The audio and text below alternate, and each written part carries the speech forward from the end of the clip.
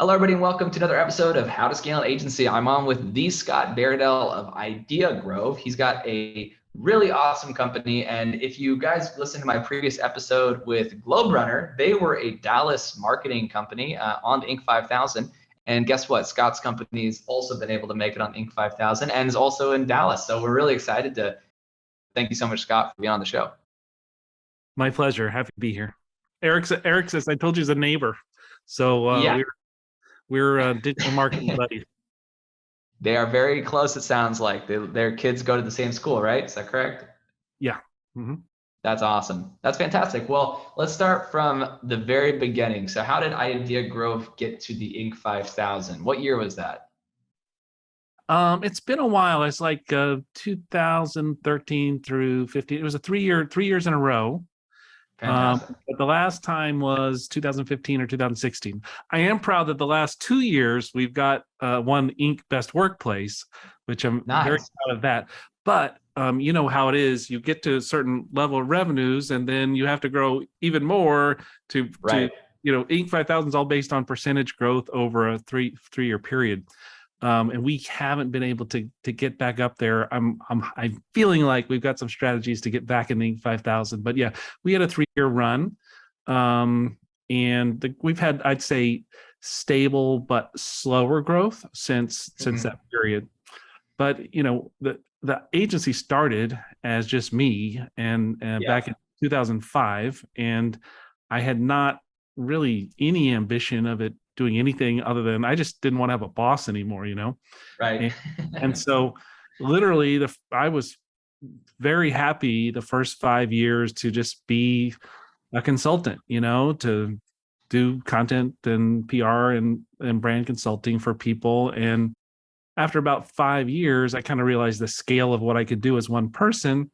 It was Right. getting a little bit boring, right? And so that's the only reason I decided to take the plunge and form an agency. And we started growing really quickly from 2011, which is when I Right. finally started hiring people and got an office. And we're up to, I think, 31 people now. So Nice. got into a decent size, and I think we've got a platform in place where I think we're going to have some nice growth in the next couple of years. That's fantastic. Okay, so for context for the listeners, how much are you willing to share on some of the numbers behind that growth? Like, are you able to share a revenue number, anything like that for Yeah, how you guys are absolutely. Okay. Yeah.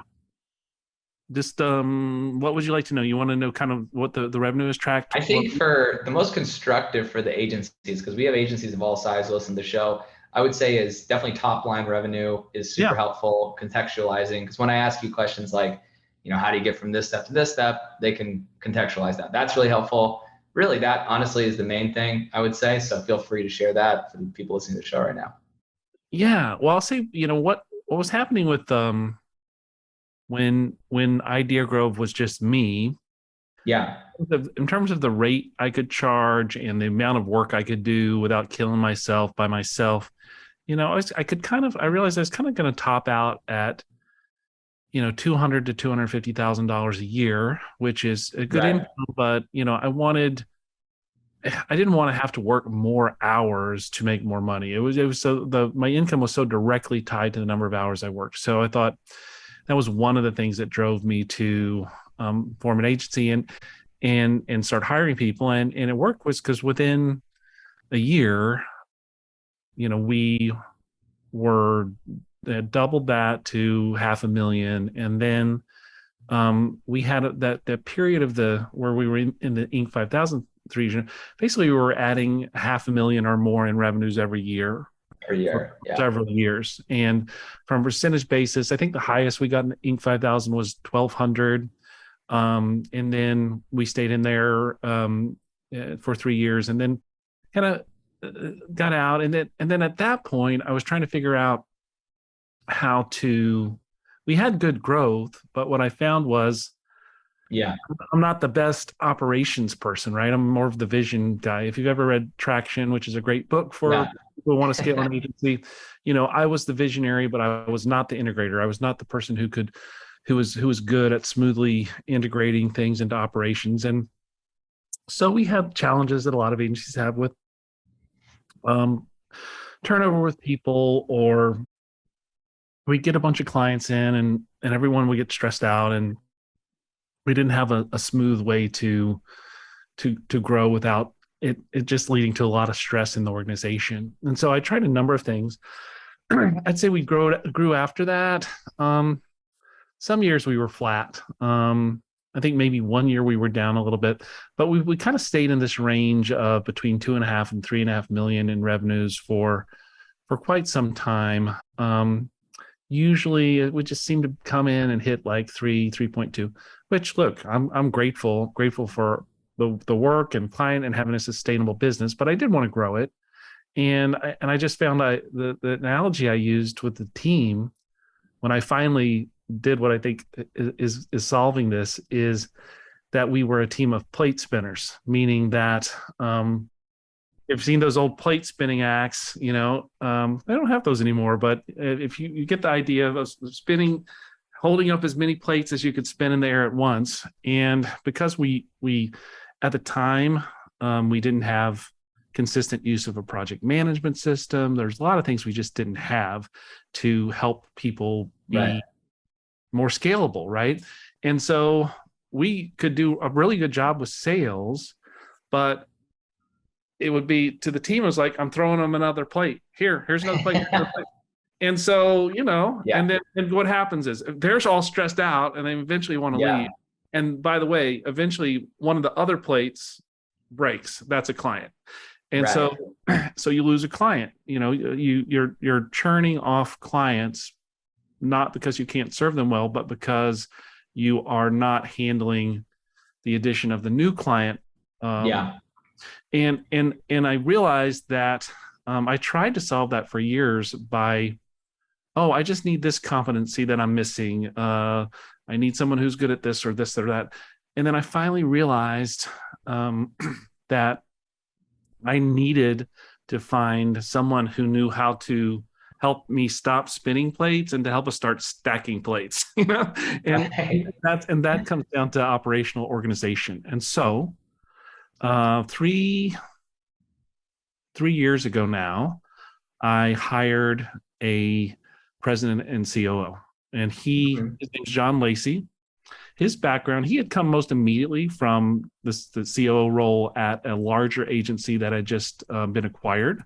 So the timing Right. perfect. But before that, he had done things like run factories. He was that previous job that he'd only had for a little while had been his only agency or marketing job. Everything else had all been about running things. He was a student of leadership, a student of how to operate a business more efficiently. Any kind of business didn't have to be an agency. The principles were always the same.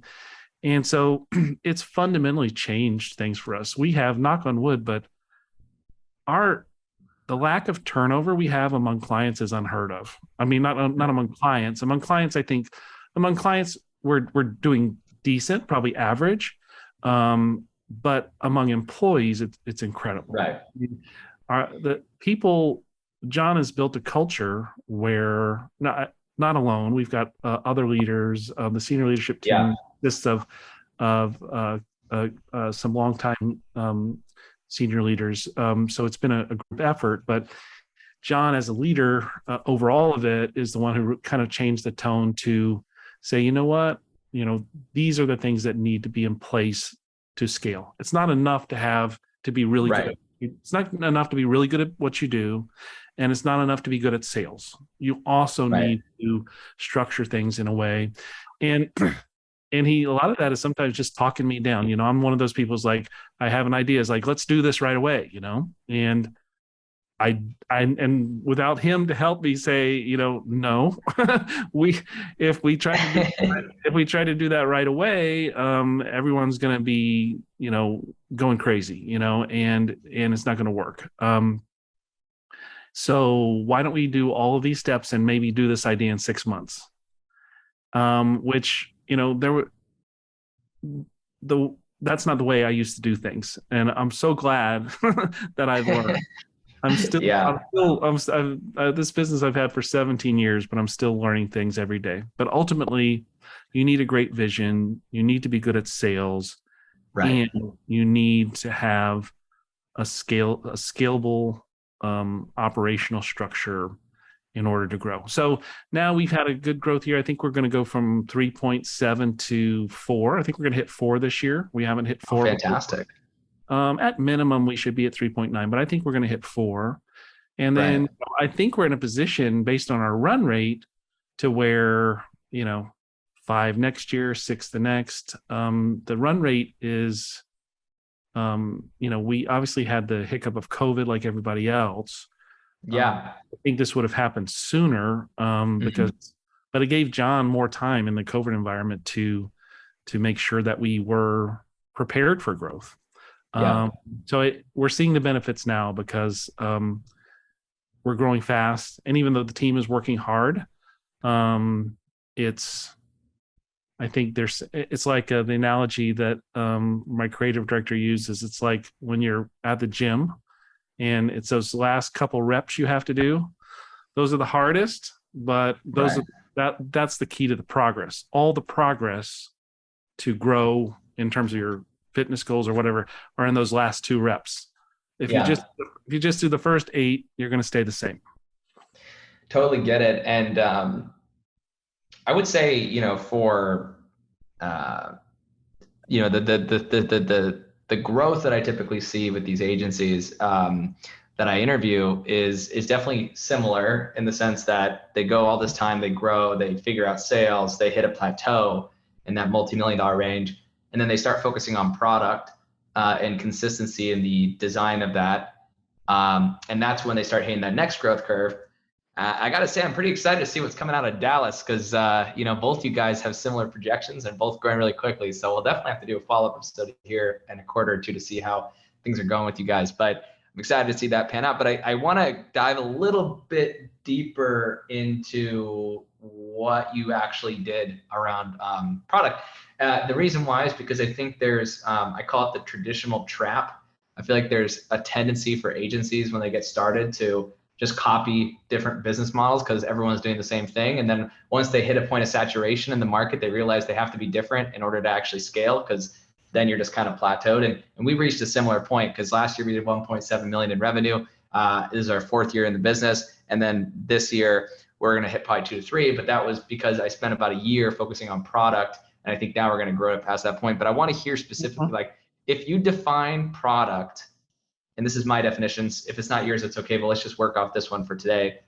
If we were to define it as basically a measure of virality, like whatever features are the ones that people talk about the most and share the most with their friends, what are those for your business? Like, is there anything specific that causes virality in your customer base to get them to talk about it to their friends and refer customers over to you? That's how I personally measure objectively product design and how good it is. So I'm just curious, like, for your business, is there anything you guys have done to get more talking about your company? Yeah, I think that we, I had never been part of an agency before I went out on my own and started one. But I had been on the corporate communication side for more than a decade. And so I worked with a lot of PR firms. I worked with some very large ones, the Fleischman Hillards and Burson Marstellers. And I also worked with some boutique agencies.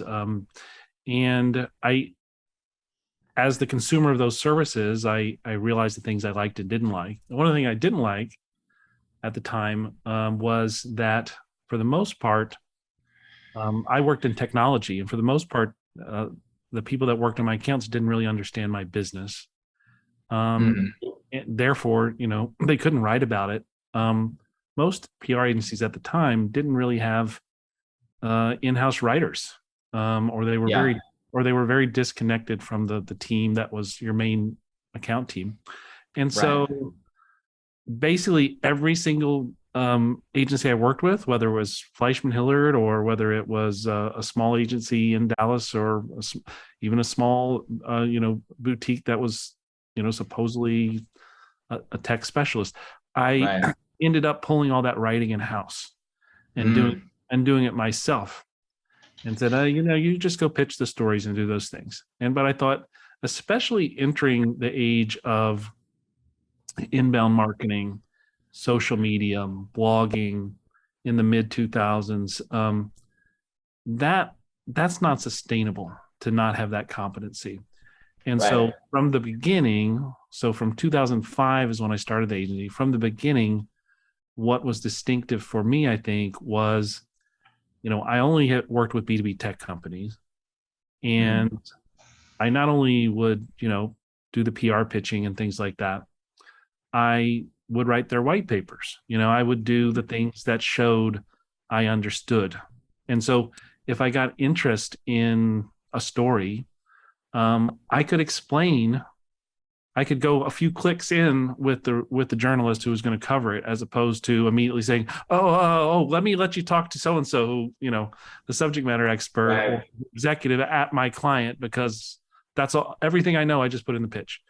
That was the differentiator initially, and I think, so when I first started hiring people, some of my first senior hires were former journalists, very senior folks. I wanted to make sure that we had that foundation, two foundations. One is really being able to produce high quality content, and the second was having competency in B2B tech. So, like, currently we have, as our head of strategy and content, someone who's been with us for many years, who before that had been at the Dallas Morning News as an editor for 15 years, and for now like, I guess 8 years has been with us, just writing about B2B tech. The other senior content leader we have was actually in his first career for, I think, about 20 years, an IT director. And so those are distinctives, right? And there's a lot of about half of our clients are in Dallas. Used to be all of them, but we've kind of gotten a reputation in B2B tech specifically. And so other, folks from all over can find us if they're looking have those same frustrations basically, and are looking for someone who can, or an agency that can speak to the needs of B2B tech specifically. So those were our distinctives. And I think what has happened, I originally marketed Dallas, in SEO and so forth. I originally marketed IdeaGrowth as Dallas PR firm. You'd be shocked. Back in 2012, I think, is when I really went all in on just saying, we're B2B tech. Basically we turn away if you're not, And that wasn't the case before. So, but we'd always have at least 80% B2B tech clients anyway. So I said, you know what, let's just lean into this and not be afraid to specialize. If that means we don't get a client that we would otherwise get because they associated us with B2B tech, that's worth the trade-off. And it really has been. But what you probably wouldn't believe is, man, we within a few months were ranking number one nationally for anything you could think of and related to B2B tech PR, B2B tech PR firms and so forth. It was partly because, for whatever reason, most of the agencies, or at least boutique agencies doing it, were in the UK at that time. That's changed. So there are many agencies today, many boutique agencies that specialize in B2B tech. There are many boutique agencies that specialize in B2B SaaS, that are even more specific than just say B2B tech. And so that was and continues to be foundational for us, but it's not as differentiated as it was 10 years ago. And so what I've worked to do is identify other things to help further distinguish our product. And I've got a book coming out, first one ever, and it was like fantastic. Birthing a Baby. That's coming out on October 18th. It's called Trust Signals. It's called it's called Trust Signals: Brand Building in a Post-Truth World. And what the book is about is basically how, over the last 2 or 3 years, I've worked to kind of reframe how we as an agency do what we do. And it's, I think, going to lead to not only hopefully a higher level of awareness, but just a higher level of differentiation, and also some ideas that I think could help move the PR business in particular forward. We do digital marketing, we do all. Our foundation is PR. And so the whole idea of the book and what we do as an agency is to kind of look at how to grow a business online through a PR lens. A PR lens that isn't the traditional idea of your goal is to get media coverage. The lens is that the goal of PR ultimately is to earn brand trust through third-party validation. Yeah. But today you can't just it's not enough to earn third-party validation by getting a story about you in the New York Times. Because first of all, half the people don't trust the New York Times. The fragmentation of news sources and information sources is such that probably most of your audience will never know you got in there. So, right. So you need to be looking at online reviews. You need to be looking at influencers. You need to be looking at all of the different ways that you build brand trust. So we're not a lead gen agency. We are what we do is try to create the kind of brand and brand trust that can kind of make the lead gen kind of that last mile service. We want to make the leads better. We make the leads are better. The leads are better if they already know about you and they already can easily find good things about you online. Yeah. Most especially things said by other people, media, customers, influencers, organizations like the Better Business Bureau. Yeah. The priorities are different for every business. But what we do as an agency is look at that kind of traditional goal of PR, of building brand trust through third-party validation, and looking more broadly about how people do that today versus how they did it 10 years ago. And that makes a lot of sense. And do you guys, would you say that, just for people who are listening, just to summarize some very good points. First of all, from the product design perspective, obviously niching down, but I don't want to be generic, to be very specific. He focused on B2B SaaS tech companies. He focused on doing in-house writing, and also another product design was Lowell, does a lot of clients from Dallas. So he had that trust appeal. So those three things is what's getting people talking. Now, I have one last question for you before we go into lightning round of questions here. As you kind of grew over the years, you said it's been 17 years now, I think you said. So what were the key, if you had a plot over time, your growth, what did it look like? And what were the key decisions that you made that led to the biggest growth spurts during that time period? Yeah, well, I would say the first 5 years was me, basically maxing out. And what I could do as a person. And that's when I decided to, sign a lease and take the plunge with a business and started hiring people. And then we had a very high growth period for about 4 years after that, which was really just attributed to taking this model and these ideas I had in my head and hiring people to build a team to be able to deliver it to more people. And then I think that that high growth period went into kind of a phase I think you mentioned before, where it became more about, I think, a professionalism of services, consistent professionalism of service, without necessarily having kind of the operational and project management kind of foundation in place that needed to be there. That's something that came along in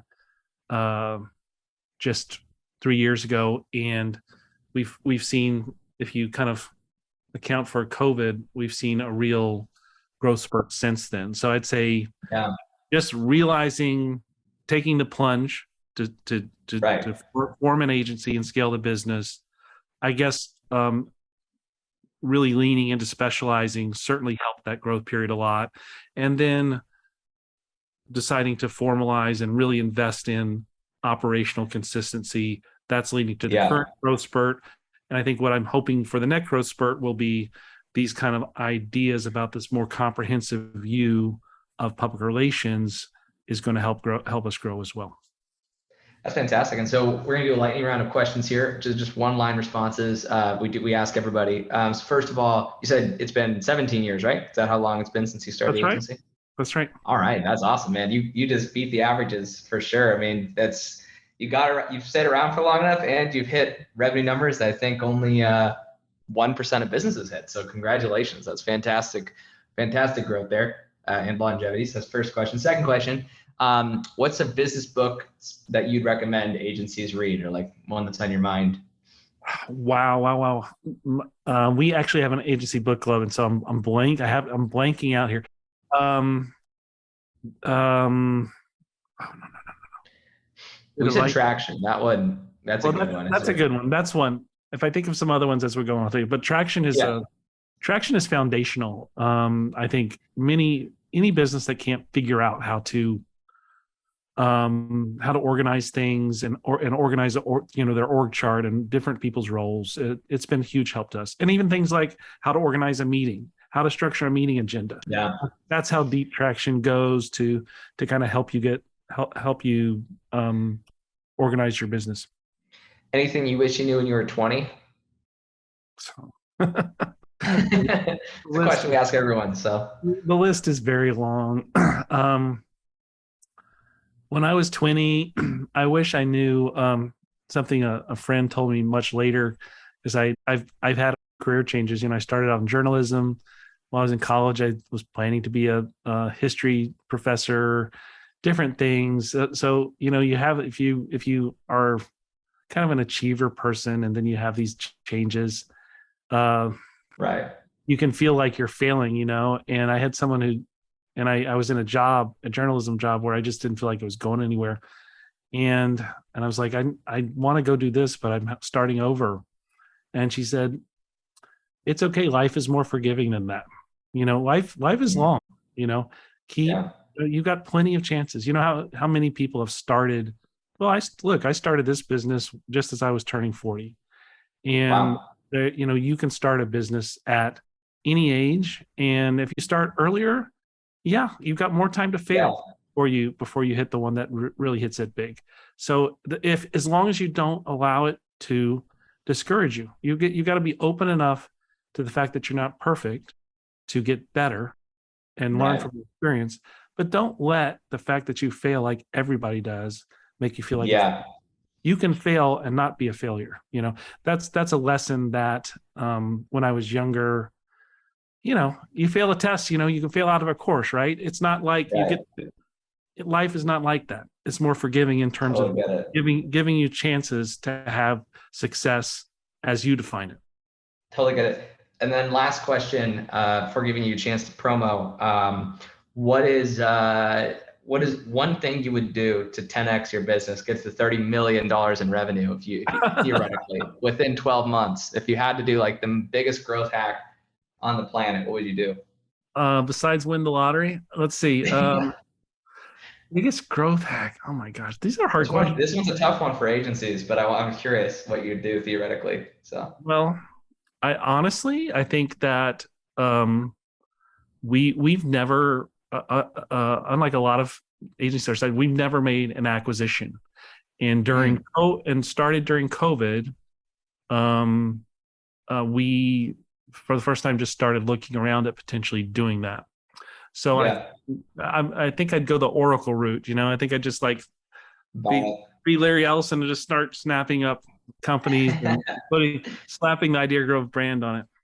Yeah, that's really interesting. So that's actually a popular answer from people who have hit multi-million dollars in revenue. So it definitely seems like a consensus view that I think people should follow is acquisitions. So it's been great having you on the show. And I just wanted to give you a chance to share how people can work with you. Is there a specific offer? You said you have a book coming out, or how can people contact you? What's the best way to do those things?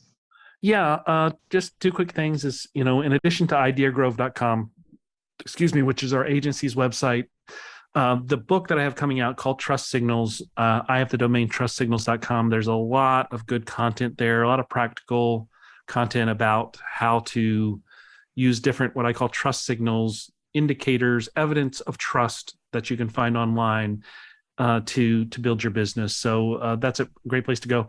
In terms of a specific offer, we are currently offering, we're a HubSpot partner, and we're currently offering free onboarding. So if you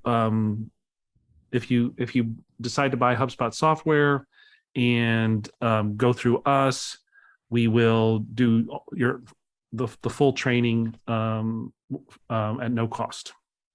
That's a good offer. All we ask is for folks to keep us on the portal, because that helps us in terms of our standing with HubSpot. So they like us better when we have more clients in the portal. And in more than a few cases, it's turned into work once they get to know us. And because once you've bought HubSpot, you got to do something with it. And most people realize, most people who buy HubSpot have small teams, and they realize pretty quickly, wow, what a robust tool. If only I had time to do it.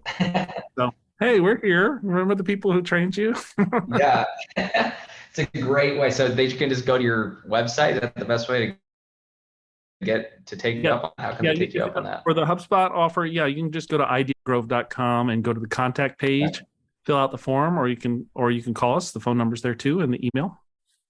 All right, guys. Idea Grove, with Grove, GROVE.com.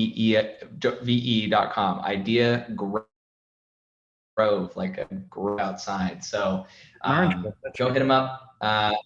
Yeah, and it's been great having you on the show, Scott. For everybody who's been listening, just to wrap things up here, he's been able to get his business now to potentially up to $4 million in revenue soon this year, but has been able to cross $3 million in revenue. He's been doing it for 17 years. He has an incredible growth rate so far.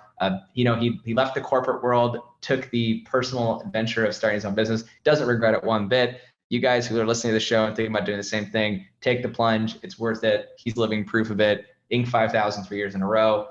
Really, really impressive stuff. So thank you so much, Scott, for being on the show and sharing Idea Grove. Thanks for inviting me.